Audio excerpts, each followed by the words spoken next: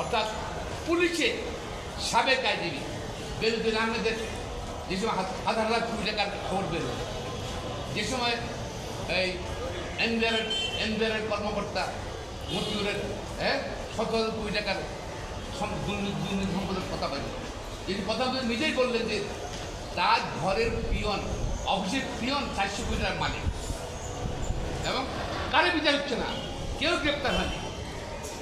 ঠিক আছে।